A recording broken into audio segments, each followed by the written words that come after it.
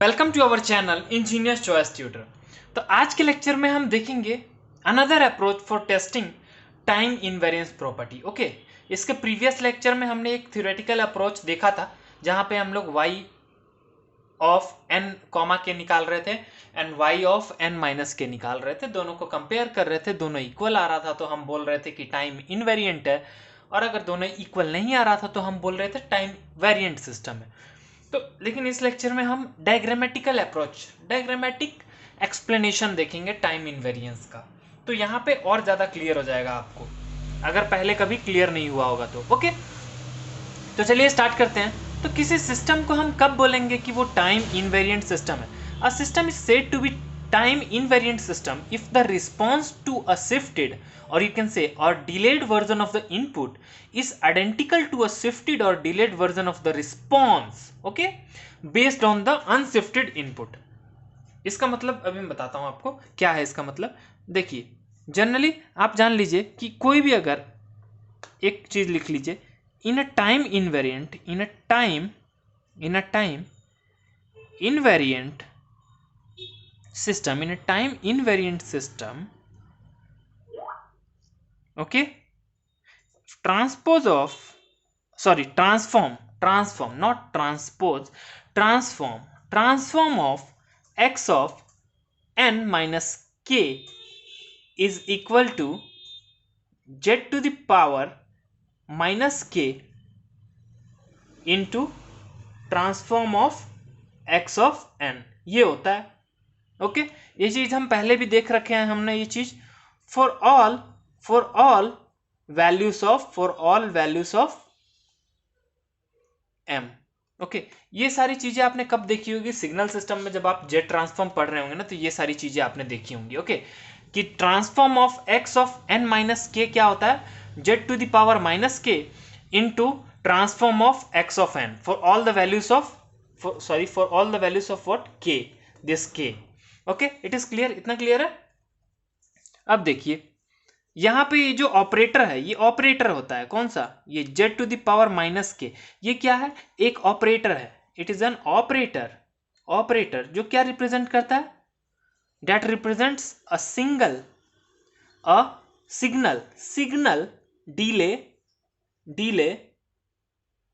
Delay of k samples of what? k samples. It is clear? क्योंकि z to the power minus k है ना, तो ये क्या करता है? Signal delay of k samples. अगर यहाँ पे z टू द पावर -1 रहता, z टू द पावर -1 रहता तो क्या होता? सिग्नल डिलेड बाय 1 सैंपल हो जाता। z टू द पावर -2 रहता तो सिग्नल डिलेड बाय 2 सैंपल्स हो जाता। इतना क्लियर है? तो ये होता है थ्योरी इसका। ओके, ये होता है इसका थ्योरी। अब प्रोसीजर देख लेते हैं, procedure to test for the time invariance.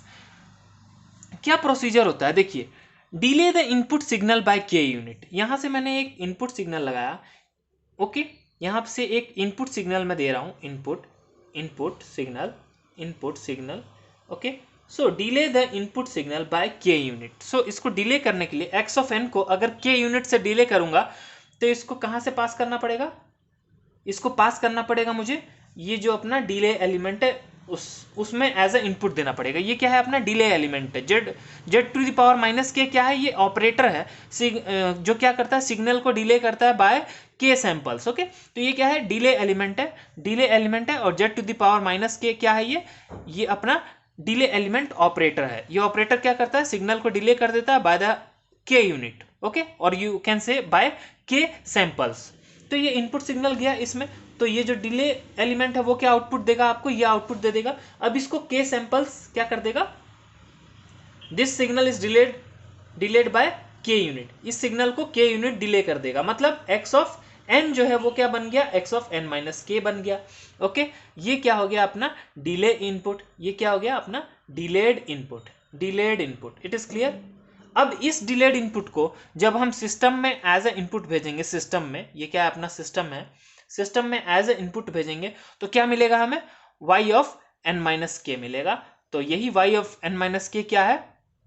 ये है अपना response for delayed input. Okay, तो ये हमने पहले हमें क्या निकालना है? Response for delayed input.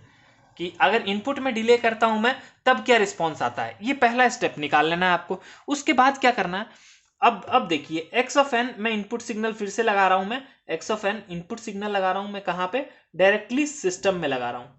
Okay, directly system में, सिस्टम एच में मैं डायरेक्ट क्या कर रहा हूं, पहले एक्स ऑफ एन इनपुट लगा रहा हूं, तो आउटपुट क्या मिलेगा, वाई ऑफ एन मिल जाएगा मुझे। ये क्या मिल गया, ये हो गया रिस्पॉन्स। ये क्या हो गया, रिस्पॉन्स।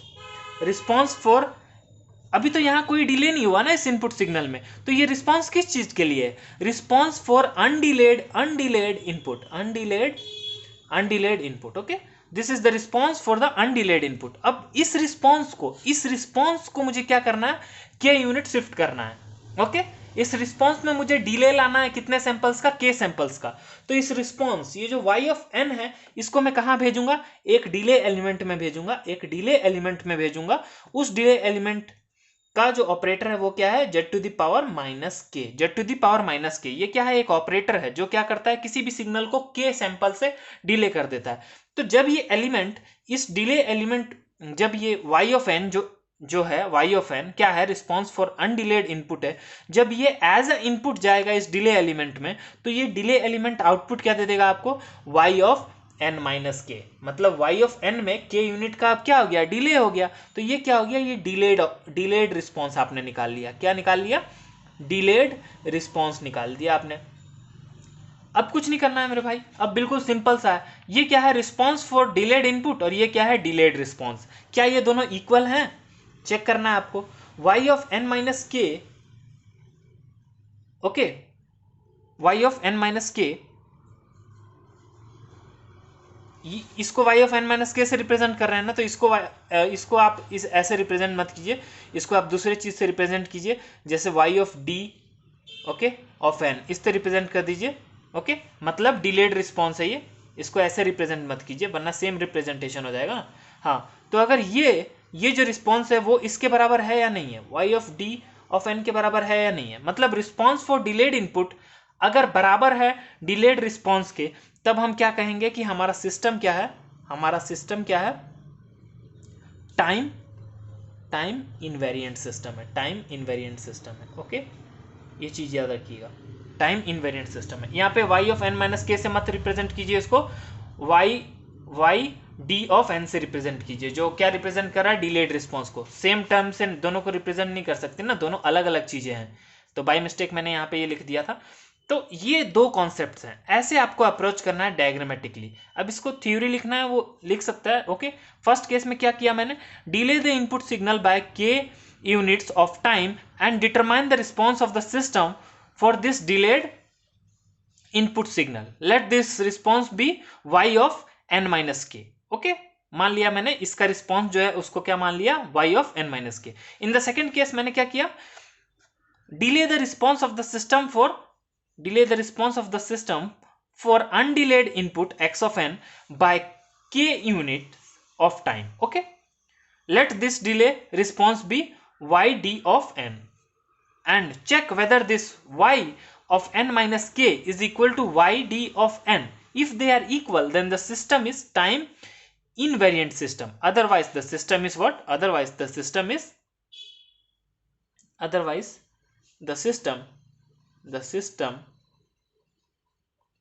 Is time variant. बस यही अप्रोच फॉलो करना है आपको, बस आगे चल के एक एग्जांपल भी हम देखेंगे नेक्स्ट लेक्चर में इस पे बेस्ड, मतलब कि कैसे डायग्रामेटिकली सॉल्व किया जाए। ओके, सो आई होप आपको सारी चीज क्लियर हो। So thanks for watching this video, please like the video and subscribe our YouTube channel.